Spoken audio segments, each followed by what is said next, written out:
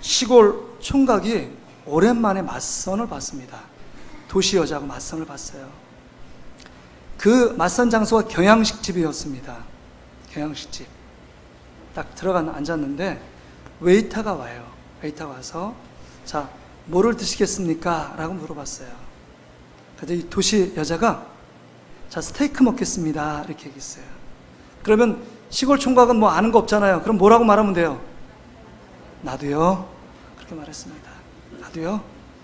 자, 그러면 여러분 스테이크 하면은 여러 가지 있죠. 뭐 미디엄 레어 뭐 이런 게 있잖아요. 굽는 방법 있잖아요. 자, 그러면 스테이크 어떻게 구워 드릴까요? 이렇게 물어봤습니다.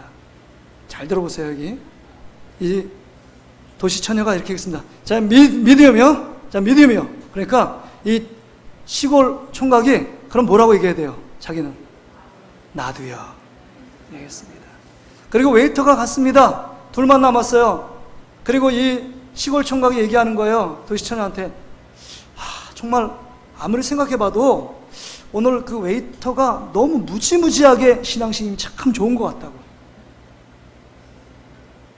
여러분 왜 그런지 아세요? 뭐라고 대답했는지 아세요? 시골 이 총각이? 이 웨이터가 너무 무지무지 믿음이 좋대요. 그 이유가 보니까 이렇게 대답했습니다. 아니 어떻게 스테이크를 믿음으로 구울 수가 있냐고. 믿음으로 굽는다고. 그 미디움을 믿음으로 알아듣는 거예요. 자, 썰렁합니다. 이 분위기 어떻게 할지 모르겠습니다. 자, 옆 사람하고 한번 이렇게 인사할까요? 자, 믿음은 들음에서 납니다. 썰렁한 유머는 썰렁하지만 여러분 오늘 하나님 말씀 듣고 마음이 뜨거워지는 시간 되시길 바랍니다. 다시 한번 인사합시다. 옆 사람하고. 자, 믿음으로 더위를 이깁시다. 할렐루야. 자, 믿음의 안전벨트를 잘 매시고 하나님 말씀 잔잔히 따라오시길 바랍니다. 지금 이 아브라함은 100세 눈에 넣어도 아프지 않을 이삭을 얻습니다. 정말 그 한 날 한 날이 너무 행복했어요. 너무 감격스럽고 기쁨이 넘쳤습니다. 여러분 이삭의 뜻이 뭔지 아시죠? 이삭이 무슨 뜻이죠? 웃음이란 뜻이에요. 99세 때 아브라함이 하나님이 주시겠다고 할 때 천사를 통해서 그걸 믿지 못하고 옆에 사라가 89세 때 웃었습니다. 비웃음이었습니다. 그런데 하나님 말씀은 진정한 웃음, 기쁨으로 만들어 주셨어요. 그래서 100세에 사라 90세에 이 이삭을 주셨습니다. 기쁨이 떠날 날이 없어요. 무엇보다도 더 기쁜 사람은 아브라함보다 자기 아내인 사라입니다. 90세에 이 아들을 얻은 거예요. 여러분 90세에 아들을 얻은 거, 여러분 이 고대 시대에 자식을 낳지 못한다는 사람 여자에 대해 얼마나 무시하고 조롱하며 비난하는지 아십니까? 뭐 조선시대에 칠거재앙이 있는데 아들 못 낳으면 정당하게 처벌받고 막 그러잖아요. 그냥 마음고생이 어마어마했을 거예요. 근데 자기 몸을 통해서 90세에 아들을 낳았으니까 이건 날마다 사는 것이 꿈길을 걷는 것만 같았습니다. 그런데 여러분 여러분 사라가 90세에 얻었는데, 여러분 90세라는 것은 자식을 90세에 얻는 건 지금 말하면 여러분 아들이 아니라 손자가 아니라 증손자뻘 되는 거 아니에요? 여러분 아들보다 손자가 그렇게 예뻐 보인다며요. 우리 할아버지 된 뭐 이영호 장로님부터 해가지고 너무 예뻐 보인다고, 처음에 안 그랬는데 점점 더 예뻐 보인다고 그러는데, 어떤 목사님은 그러시더라고요. 내가 조기 은퇴하는 한 가지 이유가 있다면 그건 난 손주 손녀들 보기 위해서다. 인천 제2교 이건영 목사님 그런 얘기 하시더라고요. 60대 초반인데 할아버지 되니까 너무 손주 손녀들이 눈에 막 밟힌대요. 근데 증손자인 뻘되는 여러분 이삭을 얻으니까 얼마나 기뻤겠습니까? 그래서 이삭이요 하는 일이 뭐 나쁜 일도 하고 좋은 일도 하지만 다 좋게 보이는 거예요. 하루하루 사는 날이 기쁨과 감격과 감사의 날이었습니다. 웃음이 떠날 날이 없었어요.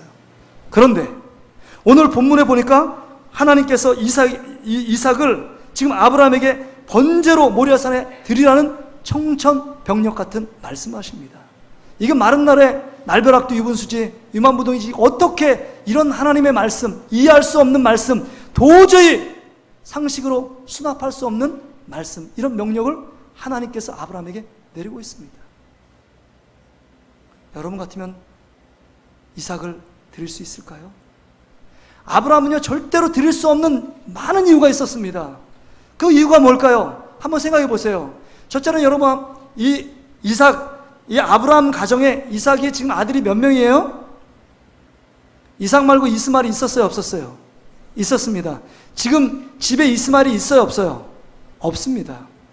하갈을 위시해서 싸움의 분란, 그 이스마엘이 이삭을 자꾸 하니까 여러분 쫓겨났어요. 하갈과 이스마엘이 쫓겨났습니다. 지금 오늘 본문에 보면 독자 이삭이라 했습니다. 아들은 한 명이에요. 그러니까 10명 중에서 내가 1000번, 100번 양보해서 그 중에 한 명 드리는 것도 참 힘든데 지금 한 명 있는데 한 명을 드려야 된다는 거예요. 여러분 드릴 수 있겠습니까? 이건 쉬운 일이 아니잖아요. 뿐만 아니라 여러분 한 번 더 생각해 보세요. 여러분 지금 이 이삭을 드린다고 생각해도 지금 아브라함과 사라의 태를 통해서 다시 자식을 가질 수 있는 상황입니까? 아닙니까? 자식을 낳을 수 있습니까? 그것이 불가능한 겁니까? 불가능하잖아요. 그러니까 도저히 하나님의 명령은 이해할 수도 없고 그 명령 앞에 너무 당황했어요. 뿐만이 아닙니다. 만약에 지금 아브라함에게 이 명령을 했는데 사라에게 이 얘기를 했다고 하면 사라가 순순히 그래 모리아산에 가서 우리 아들 번제로 드려 라고 할 아내가 어디냐 하는 겁니다. 아마 이 문제 때문에 노발대말 부부싸움이 아니라 지금까지 싸웠던 중에 아니면 100배로 더 싸웠을 거예요. 이혼하고 당신 가서 번제로 죽든지 그건 모르겠는데 나는 이삭과 함께 살 거야. 끝까지 내 아들 지킬 거야. 아마 이렇게 강권적으로 말하지 않았을까요? 우리는 쉽게 생각할 수 있잖아요. 아마 이삭을 드린다는 일은 난리 날 겁니다. 뿐만이 아닙니다. 이 사실이 아브라함과 함께 사는 식솔들에게 한번 임했다고 생각해 보세요. 전에 우리 아브라함 그 창세기 17장에 여러분 우리 할례 받았잖아요. 그래서 아브라함과 이삭 남자들 난지 8일 된 모든 거기에 있는 노예 그 다음에 식솔들 다 할례 받았잖아요. 근데 그 이야기를 들었어요. 그래서 자기 아들 여러분 이삭을 드렸다면 그럼 내 아들까지 드리라고 말하는 거 아니야? 이런 불안과 공포들이 그 마음속에 막 들어갑니다. 그러니까 아마 식솔들이 그 얘기를 들었을 때 폭동을 일으키고 아마 족장인 이 아브라함의 자리 위치가 위태로운 상황, 정말 어려운 상황에 직면할 수 있는 아주 위험한 명령이 지금 이삭을 번제로 드리라는 명령이에요. 이 모든 이유는 그래도 이해가 되는데 이 한 가지 마지막 이유는 하나님을 위하여, 하나님의 영광을 위하여 도저히 이삭을 드릴 수 없습니다. 왜냐하면 그 가나안 고대 근동 지방에 다른 우상 신들에게 자기 아들들을 드리는 풍습이 있었습니다. 인신제사, 이거 하나님이 기뻐하지 않는 제사고 하나님이라면 그 제사 원치 않는 분이라고 생각을 한 겁니다. 그런데 하나님께서 어떻게 정말 내가 너무 사랑하는 아들 이삭을 산채로 번제 각을 떠서 태워서 드리라고 말할 수 있을까? 이건 하나님의 명령이 아닐 거야. 하나님을 위한다면 이거 하나님의 영광을 위해서도 이건 도저히 순종할 수 없는 명령이라고 아브라함이 생각했을 겁니다. 여러분 같으면 어떻게 했습니까? 뭐 지금 제가 5가지 이유를 들었는데 5가지가 아니라 10가지, 한 200가지, 1000가지 만들 수 있지 않을까요? 내 아들을 드릴 수 없는 명분, 이유 드리지 않겠다는 거잖아요. 그런데 지금 아브라함의 심정을 한번 감정을 이입해서 생각해 보세요. 하나님의 명령이 아주 분명하고 선명하게 오늘 말씀하잖아요. 그래서 22장 1절 2절에 그 일 후에 하나님이 아브라함을 시험하시려고 그를 부르시되 아브라함아 하시니 그가 이르되 내가 여기 있나이다. 분명히 하나님의 음성이 임했어요.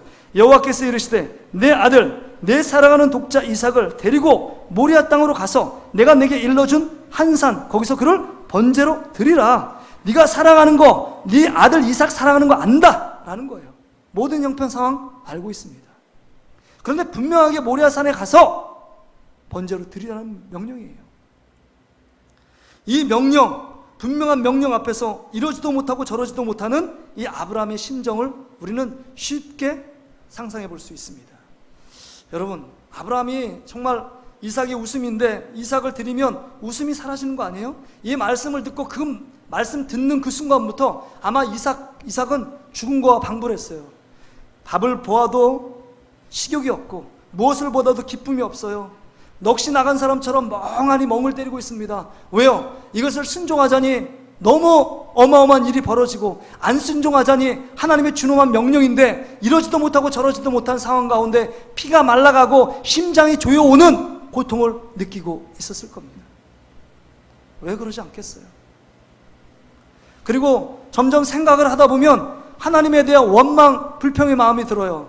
아니, 하나님이 그렇게 내가 달라고 할 때는 안 주셨는데 25년 이후에 이삭을 주셨는데 주시지나 말지 줘놓고 다시 빼앗아가는 건 무슨 영건가?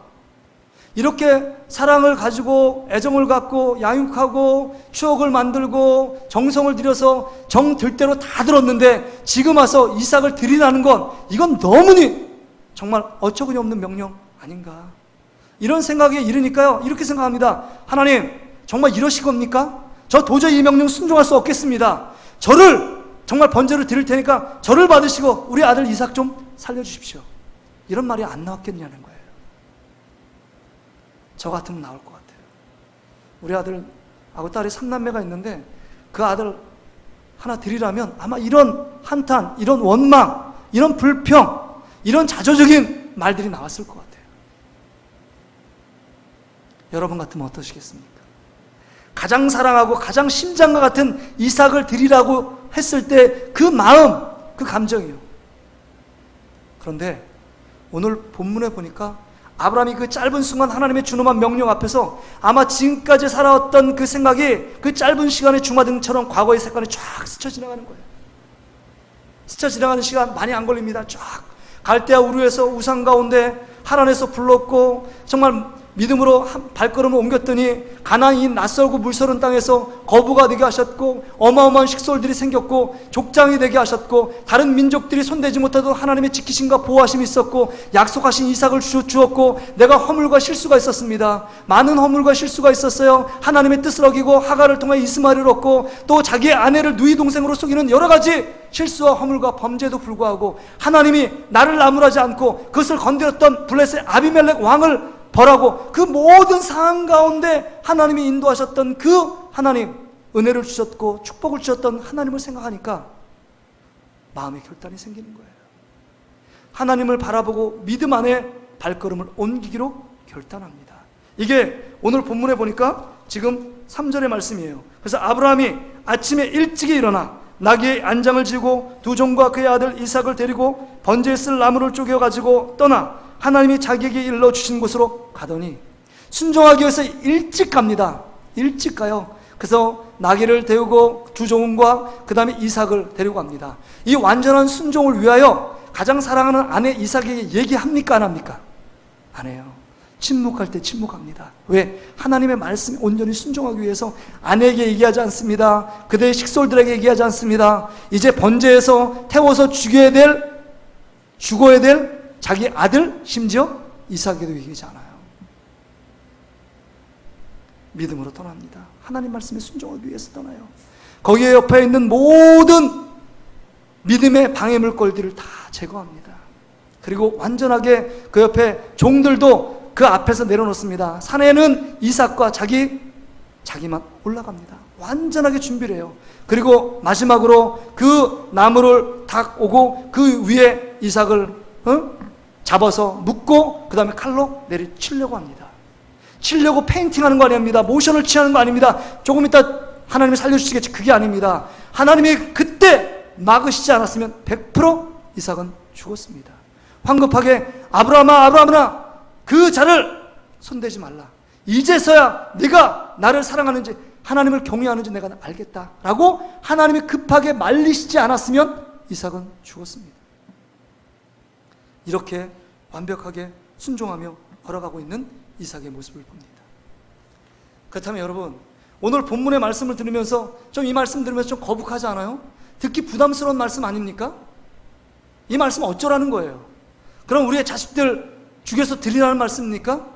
그 말씀은 아닌데 무언가 들어도 뭔가 가장 사랑하는 아브라함이 가장 사랑하는 이삭을 드리라고 말한 것처럼 우리에게 가장 좋아하는 거 드리라고 말하는 거 아닌가? 라고 하나님의 마음이 좀 알 듯 모를 듯 그렇게 들려집니다. 말씀 참 부담스러워요. 듣기 거북합니다. 여러분 어떠세요? 이 말씀을 듣는데 여러분 어린 주일학교부터 시작해서 많이 들었지만 이 말씀이 속 시원하게 들리셨습니까? 맞아, 이래야 돼. 내 자식 완전히 드려야지. 저도 이 말씀 들으면서 참 부담스럽습니다. 지금 뭐야? 하나님이 이삭을 줄 때 가장 아브라함에게 소중한 것을 빼앗아가는 하나님이라면 내가 신앙생활 아브라함처럼 잘하다가 분명히 나에게 뭐 가장 중요한 거 나에게 달라고 하나님이 요구하시진 않을까? 라고 생각할 수 있습니다. 우리는 부모의 마음을 참 몰라요. 중고등부 아이들, 아직 철없는 아이들은요, 야, 부모가 사랑하기 때문에 너 공부해야 돼. 지금 성실히 일해야 돼. 지금 게임하고 TV만 보면 되겠니?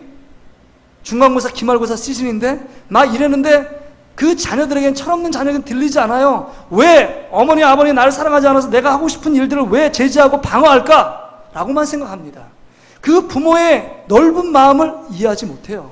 철이 들면 왜? 그래서 그랬지. 철이 든 게 언제 철이 들어요? 자기가 부모 되고 자기가 자식 낳아보면 그 마음을 압니다. 지금 이런 정말 얼토당토한 명령, 이해할 수 없는 명령, 도저히 행할 수 없는 명령처럼 보이는 이 명령 앞에 이것을 요구하시는 하나님의 뜻, 의도가 무엇이냐 하는 겁니다. 여러분 창세기를 쭉 보세요. 할례를 행하라, 축복의 자리에 떠나라 말씀을 쭉 보면 왜 이런 믿음의 테스트를, 관문을 거칩니까? 하나님이 그 관문, 그것보다도 더 상상하고 비교할 수 없는 하나님의 큰 축복을 주시기 위하여 이런 시험을 주시는 줄 믿습니다. 만약에 그 하나님의 마음을 안다면 우리가 가진 작은 거에 불과해요. 하나님 볼 땐 너무 작은 겁니다. 야, 너 이거 관문 통과하면 네가 한 번도 보지 못한 놀라운 하나님의 그 귀한 은혜의 보고, 네가 상상할 수 없고 도저히 생각지 못한 하나님의 축복, 네가 다 너 거야. 네가 맛보게 하려고 믿음의 문을 통과하도록 만들기 위해서 내가 이거 예비해놨어. 이거 취하라, 이거 누려라, 이거 가져라 라고 말씀하시기 위해서 지금 이 하나님께서 아브라함을 사랑하시기에 이런 관문을 통과하시도록 만드시는 겁니다. 우리 믿음의 조상이라고 아브라함을 알고 있지만 지금 22장까지요, 아브라함은요 믿음의 조상이 아닙니다. 늘 실수하고 범죄해요. 자기 마음대로 생활합니다. 갈대아우로 떠났지만 여전히 자기 욕심대로 살아갑니다. 아까도 말씀드렸지만 여러분, 자기 하나님의 분명한 뜻이 있고 의도를 기다려야 되는데 시간 지나서요, 아들을 주시지 않으니까 인간적인 방법으로 사라의 말을 듣고 하갈을 통해서 이스마엘을 얻습니다. 그 뒤에 하나님이 나타나시지 않아요. 왜요? 자기 마음대로 생활했기 때문입니다. 자기 아내를 누이 동생을 속입니다. 자기의 목숨을 부지하기 위해서. 이런 비열하고 비겁한 자가 아브라함이었습니다. 믿음의 걸음을 가지 않아요. 하나님이 그를 불렀고 하나님이 함께 하시는데도 불구하고 그거 의식하자고 자기 멋대로 행동합니다. 그런 가운데 하나님이 아브라함을 축복하기 위해서 다시금 이 시험 테스트를, 관문을 놓는 겁니다. 아브라함 편에서는 이해할 수 없어요. 아브라함 편에서 도저히 순종할 수 없는 것 같지만 이 관문을 통과하고 믿음의 걸음 한 걸음만 옮기면 하나님께서 부으시는 놀라운 축복이 예비되고 있습니다. 그렇다면 목사님 그렇게 놀라운 축복 하는데 무슨 놀라운 축복입니까? 여기 이렇게 쭉 읽어보세요. 그 축복 뒤에 아브라함에게 받았던 축복의 약속이 이삭에게 옮겨집니다. 그것도 축복이지만 여러분 히브리서 말씀 볼까요? 자막을 준비해 주세요. 히브리서 11장 17절부터 19절에 보면 놀라운 축복이 그 안에 담겨져 있습니다. 우리 히브리서 11장 17절부터 19절 우리 화면 보시고 같이 한번 읽어볼까요? 자, 눈 뜨시고요. 같이 한번 읽습니다. 시작! 아브라함은 시험을 받을 때 믿음으로 이삭을 드렸으니 그는 약속들을 받은 자로되 그 외아들을 드렸느니라. 그에게 이미 말씀하시기를 내 자손이라 칭할 자는 이삭으로 말미암아 하셨으니 그가 하나님이 능히 이삭을 죽은 자 가운데서 다시 살리실 줄로 생각한지라. 비유컨대 그를 죽은 자 가운데서 도로 받은 것이니라. 여기 보세요. 18절에 보면 지금 이삭을 죽여도 반드시 하나님께서 이삭을 통해서 그 유업이 다시금 이어질 것을 알기 때문에 지금 죽여도 어떻게 되는 거예요? 하나님의 전지전능한 능력이 있어서 그 죽은 자도 뭐 한다는 거예요? 살린다는 부활의 믿음을 지금 아브라함이 갖게 됐다는 겁니다. 할렐루야! 여러분 지금 갈대우로 해서 세상 문화에 찌들었는데 여러분 좀 아픈 사람이 고쳐지는 거 이 정도는 이해할 수 있어요. 그런데 지금까지 경험해보지 못한 죽은 자를 살리게끔 하신다는 놀라운 이 부활신앙, 부활의 믿음이 아브라함 가운데 생겼다는 거예요. 이건 놀라운 축복이 아닐 수 없습니다. 여러분에게 놀라운 축복이 뭐예요? 대박이죠, 대박. 돈 대박 맞는 거. 뭐니 해도 돈 많이 버는 거예요. 20평에 사는데 50평, 100평으로 이사하는 거, 좋은 차를 사는 거, 앞으로 노후가 돈 많이 통장에 넣어있기 때문에 그 이자만 받아 먹어도 나 고생 안 해도 돼. 이게 여러분에게 가장 축복이라고 생각하십니까? 그거 아니에요. 그러면 영혼이 망칩니다, 여러분. 하나님께서 여러분에게 가장 주길 원하시는 가장 큰 축복은 믿음의 축복인 줄 믿습니다. 믿음은요, 세상을 이깁니다. 믿음은 사망을 이깁니다. 믿음은 절망을 이깁니다. 믿음은요, 홍해 바다를 가르는 놀라운 역사가 있습니다. 믿음은요, 여리고성을 무너뜨리게 합니다. 믿음은요, 우리의 불가능한 것들을, 그 아성을 뛰어넘는 능력이 믿음 안에 있다는 겁니다. 도저히 돈으로 할 수 없는 것을 믿음으로 하시게 한다는 겁니다. 이런 축복을 통하여 지금 아브라함에게 상상할 수 없는 큰 믿음인 부활의 믿음을 갖게 하셨다는 거예요. 이 부활의 믿음을 누가 주신 거예요? 하나님이 3일의 여행을 통해서 하나님이 고민하지 않고 침묵하면서 가는 동안에 이런 모든 믿음을 예비해 놓으셨고, 믿음의 발걸음을 옮길 때 상상도 못하도록 아브라함에게 그 마음속에 이런 부활 신앙을 채워주신 것입니다. 할렐루야! 이런 믿음을 소유하기를 원합니다. 이런 축복을 누려야 합니다. 이런 믿음이 없기 때문에 작은 일 때문에 일희일비합니다. 작은 일 때문에 신음합니다. 작은 일 때문에 나를 오해했다고 뭐 큰 소리 치며 다툽니다. 조금 더 갖기 위해서 아둥바둥 다툽니다. 여러분, 믿음만 있으면요, 세상이 달리 보여요. 믿음만 있으면 하나님이 옆에 계신 그 주님이 보이고요, 믿음만 있으면요, 세상이 두렵지 않습니다. 믿음만 있으면 하나님의 놀라운 기적과 영광이 우리의 것인 줄 믿습니다. 이런 축복을 아브라함이 이 이삭 사건을 통하여 주신 거예요. 근데 제가요, 이 말씀 보면서 더 놀라운 걸 발견해요. 어찌 보면 아브라함의 믿음보다도 더 큰 믿음을 소유한 자가 있는데, 여기 보니까 이삭이에요. 이삭이요. 자, 보세요. 지금 대부분 학자들이 이삭의 나이가 몇 세냐, 이 시험 받을 때가 몇 세일 것 같으냐 추정을 하는데, 대부분 아브라함이 120세입니다. 그러면 100세 아들 낳고 임신기간 있고 그러면 여러분 추정하기를 이 이삭이 19세에서 20세예요. 아브라함은 할아버지고 힘이 없어요. 이삭은 혈기왕성한 19세, 20세입니다. 다 컸어요. 그러면 여러분, 이삭이 마음만 먹으면 아빠 나 죽이려고 그러는 거야? 나 죽기 싫어. 그 도망갈 수 있어요. 아빠를 뿌리치고 밀쳐내고 그냥 그 자리를 피할 수 있었습니다. 그럴 수 있겠죠? 그럴 수 있습니다. 근데 순수하게 나무 장작 위에다가 지금 밧줄 갖고 이삭을 묶어요. 지금 묶여 줌을 당하는 거예요. 아버지, 저를 그냥 묶으세요. 그리고 저를 죽이세요. 이렇게 말하는 겁니다, 지금. 이게 지금 상상이 되세요? 이삭이 지금 죽음 앞에서도 의연하게 저를 죽이세요 라고 말하는 거예요. 이 믿음은 어떤 믿음이었을까요? 이삭이 갖고 있는 믿음은요, 이런 믿음입니다. 자기가 죽음으로 아브라함의 믿음을 온전케 하신다는 믿음이 이삭에게 있었어요.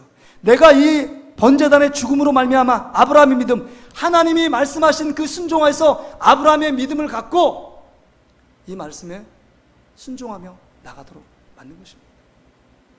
아브라함의 믿음을 온전케 하기 위해서 자기 아들인 이삭, 자기가 죽음을 향하여 달려가는 겁니다. 이게 어마어마한 믿음 아니겠어요? 여러분, 이 사건을 통하여 이 번제단을 드리는 모리아산의 사건은 아브라함과 이삭을 평생 동안 정말 그 기억 속에 지울 수 없는 어마어마한 기억으로 남았을 거예요. 아브라함 이 사건을 통해서 믿음의 조상으로 세우는 정말 촉매의 역할을 감당했을 뿐만 아니라, 아브라함이 하나님께서 이렇게 사용했다면 아버지의 길을 따라가겠다는 이삭의 믿음이 더욱더 견고해져서 그 이삭을 통해서 그 인생을 하나님께 드려야 되겠구나, 이런 생각하지 않았겠습니까? 평생을 바꿨던 사건이 모리아산에 자기 제물로 드린 사건이에요. 이런 놀라운 경험이, 이런 간증이 여러분 삶 가운데도 넘치시기를 주의 이름으로 축복합니다. 여러분, 이 사건을 통해서 결론적으로 말씀을 드리면, 하나님이 아브라함과 이삭이 감당할 수 없는 부활의 믿음, 부활의 신앙을 하나님께서 허락하셨고, 또한 하나님과 더 가까워지는, 친밀해지는 하나님의 축복을 주셨을 뿐만 아니라, 또한 아버지 아브라함과 아들 이삭의 견고한 관계를 세워주셨다는 거예요. 뿐만 아니라 여러분, 이삭을 통해서 아브라함이 받았던 축복들이 이삭에게 흘러가도록 하나님께서 말씀하셨습니다. 이게 17절, 18절 사건이에요.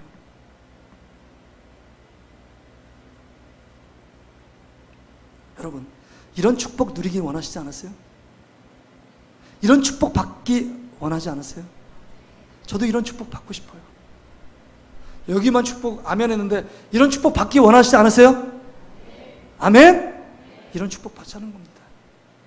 하나님이 여러분을 믿음 가운데 인도하셨고 지금 세웠다면 하나님이 축복을 주시기 위해서입니다. 기복적인 어떤 단지 그런 축복이 아니라 믿음의 발걸음을 뗄 때 여러분을 통해서 하나님의 일들, 이것 나누는 것, 행하시는 것, 이게 축복이라는 겁니다. 그러면 현대를 살아가는 우리 그리스도인들에게 지금 이 말씀이 우리에게 주시는 교훈이 있는데, 그렇다면 아들을 드리라고 말씀하시는 이유는 뭘까요? 우리에게 아들을 드리라는 그 의미는 뭘까요? 그러니까 우리가 이삭을 드리는 그것은 뭘까요? 우리가 이삭을 드리라는 그 의미가 뭘까 하는 겁니다. 주님께 뭘 드려야 될까요? 아브라함은 가장 좋은 이삭을 하나님께 바쳤습니다. 하나님께서 여러분 가운데 가장 중요하다고 생각하는 거 하나님께 드리라고 말하는 거예요. 여러분 중에서 가장 중요하다고 생각하는 거, 하나님이 보실 때, 여러분 보실 때가 아니라 하나님 보실 때 여러분에게 가장 중요한 게 뭘까요? 돈일까요? 하나님 보실 때? 아닙니다. 여러분에게 가장 요구하시는 것, 이삭을 드리는 것, 이것은요 다름이 아닌 예배입니다. 예배예요. 오늘 이삭을 번제물로 드리라고 했습니다. 이삭 대신에 수풀에 걸려있는 순양을 잡아서 번제로 드렸습니다. 이삭은 자기가 드렸고 그 번제단에서 하나님이 살려줘서 죽음을 맛보지 않았지만 죽음과 방불하게 하나님 부활시키는 놀라운 역사가 그 가운데 있었습니다. 근데 여러분, 이 예배가 정말 목숨을 드리는 것처럼 생명처럼 여겨지며 하나님께 예배를 드리고 있느냐 하는 겁니다. 우리는 예배를 너무 가볍게 생각하잖아요. 내가 원하는 시간대 드리고 시간 짜투리 남으면 드리는 게 예배라고 생각하지, 예배를 목숨 걸고 생명을 걸고 내 삶의 가장 중요한 위치에 두느냐? 그렇지 않다는 겁니다. 여러분, 지금 예배자로 지금 여러분이 서 있는데 이렇게 예배 드릴 수 있도록 만드신 것은요, 아브라함이 이삭을 죽음 가운데 번제로 드렸어요. 이 사건은요 지금 신약에 와서 어떻게 되느냐, 하나님이 우리를 사랑해서 예배자로 만들기 위해서, 예배자로 만들어서 하나님이 우리와 교제하기 위해서, 가장 원하는 예배자로 만들기 위해서 누굴 죽였느냐? 번제물로 예수 그리스도를 십자가에서 화목제물로 단번에 죽으시고 피를 흘리고 생명을 대신해서 우리를 예배자로 불러주신 줄 믿습니다. 그렇다면 여러분이 지금 예배자리에 온 것은 여러분 그냥 온 것처럼 느껴지지만 누구의 희생, 대가 때문에 지금 여러분 예배자리에 앉아 있는 거예요. 그렇다면 여러분은 절반의 성공자예요. 예배자에 앉아 있는 것도 하나님이 믿음을 주셨고 은혜를 주셨고 그렇게 예배자리에 올 수 있도록 하나님 마음을 움직인 겁니다. 내가 왔는데요, 여러분 내게 임의적으로 올 사람은 아무도 없어요. 하나님이 보내주신 겁니다. 여러분이 인정하든 인정하지 않든 이 자리에 오게 한 것은 하나님인 줄 믿습니다. 그런데 중요한 것은 이 말씀을 통해서, 이 목회자를 통해서 왜 이 말씀을 전하느냐? 예배 다 중요한 거 알죠? 목사님 또 그 예배 지금 결론이 한 번 더 예배 자리에 오라는 거 아닙니까? 지금 예배 사명 예배도 나오고 수예배 주일만 나오지 말고 수예배 금요예배 나오라는 얘기 아닙니까? 제가 그 얘기가 아니에요. 그렇게 가볍게 얘기 드리는 것이 아닙니다. 한 번을 예배를 드려도 그 마음속에 어떤 마음으로 주님께 드려지느냐, 목숨처럼 생명처럼 주님을 위하여, 하나님의 영광을 위하여, 나의 영광이 아니라 하나님의 영광을 위하여 예배 자리에 있는가 생각해야 합니다. 왜 절반의 예배 자리냐? 여러분 지금 예배에 있습니다. 근데 어떤 마음으로 드리냐에 따라서 여기에 예배에 왔지만 가인의 예배가 있고 아벨의 예배가 있습니다. 똑같이 예배를 드리고 있지만 한 가인은 가인의 제사는 받지 않고 아벨의 제사는 받았다는 거예요. 이 자리에 왔지만 몸은 와 있지만 하나님이 기뻐하시는 정말 우리 영혼 마음을 주님께 드리며 예배하고 있느냐 하는 것입니다. 예배 때문에 망한 백성들이 이스라엘 백성들이에요. 몸은 안식일에 성당 다 왔습니다. 왜냐면 안식일에 예배드리지 않으면 돌 맞아 죽었거든요. 몸은 왔습니다. 형식적인 예배가 있습니다. 내용 없는 예배입니다. 정말 몸은 와 있는데 마음이 빠진 예배입니다. 그러면서 하나님을 사랑한다는 마음이 있고 찬양은 하지만 믿음으로 고백이 없어요. 우리가 드려지는 예배, 정말 목숨처럼 내 생명을 바치는 것, 내가 산 제물이 되어 주님께 드리면서 예배를 드리고 있는가 하는 것입니다. 정말 예배에 에너지를 집중하고 그 예배 한 번을 드려도 내가 정말 찬양을 부를 때나 말씀을 들을 때나 기도할 때나 하나님 앞에 이 모든 시간 속에서 내 힘과 정성과 그 에너지를 집중하여 하나님께 드리고 있느냐 하는 것입니다. 이건 다른 문제잖아요. 로마서 12장 1절 말씀에 이렇게 얘기해요. 한번 우리 같이 한번 읽을까요? 믿음으로 같이 한번 고백합시다. 시작. 너 형제들아, 내가 하나님의 모든 자비하심으로 너희를 권하노니 너희 몸을 하나님이 기뻐하시는 거룩한 산 제물로 드리라. 이는 너희가 드릴 영적 예배니라. 산 제물이 된 거예요. 우리가 산 제물로 드리는 겁니다. 이 예배를 통해서 우리가 우리의 모든 생각, 우리의 마음가짐 죽어지고 이제 예배당 문을 떠날 때는 정말 부활로 받았던 이 이삭처럼 예수님이 3일 만에 부활하심처럼 부활의 참 기쁨을 갖고 회복하며 돌아가야 한다는 것입니다. 내가 산 제물이 되었는가 하는 겁니다. 말씀을 들으면서도 말씀을 판단하면서 점수 체크하는 게 아니라 예배는 오늘 기도, 장로님 대표 기도 은혜스러웠어. 오늘 찬양 별로 은혜스럽지 않네. 오늘 목사님 말씀 별로 기도로 준비하지 않았네. 이것이 아닙니다. 나를 위한 예배자가 아니에요. 주님을 위하여 내 목숨, 내 삶, 산 제물로 내가 죽어지는 시간입니다. 내가 죽지 않으면 내 속에 예수 그리스도가 살지 않기 때문입니다.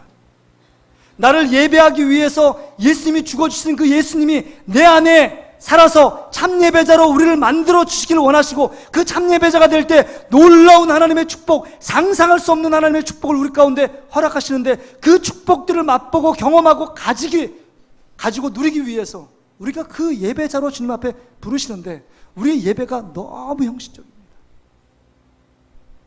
너무 가벼워요. 너무 습관적이잖아요. 내가 정말 주님 앞에 내 영혼과 마음이 하나님의 은혜를 받지 않고서는 예배 시간에 하나님 말씀이 내 심령에 떨어지지 않고서는 내가 일주일 이 삭막하고 이 각박한 세상 속에서 어떻게 하나님 말씀에 부여잡고 살아갈 수 있을까 고민하며 정말 이 한 시간 어떻게끔 집중하며 낭떠러지 앞에 서 있고 이 한 번 예배드리고 죽을지도 모르는 내 인생 가운데 하나님 나에게 은혜 주시지 않고 하나님 무언가 나에게 깨달음을 주시지 않고 내가 무언가 교훈을 받지 않는다면 죽을 수밖에 없잖아요. 한 시간 예배 드려주는 시간이 아니라 한 시간 예배를 때우는 우리 인생이 아니라 예배를 위하여 준비해야 돼요. 하나님이 원하시는 예배, 아들을 드리는 것처럼 내 생명, 내 목숨, 무엇보다도 제 자녀를 드릴 수 없는 변명하고 핑계대고 이 예배 드릴 수 없으면 이런 거 할 수 없다고 변명하고 핑계대기 전에 그 자식이 우리 자신이에요. 나를 주님께 드리는 것입니다. 나를 주님께 드리는 거예요. 그 예배를 드리기 위해서 우리가 어떤 마음을 준비해야 될까요? 정말 여러분, 예배의 성공자가 되기 위하여 기도로 준비하시고 앞자리에 앉으시고요.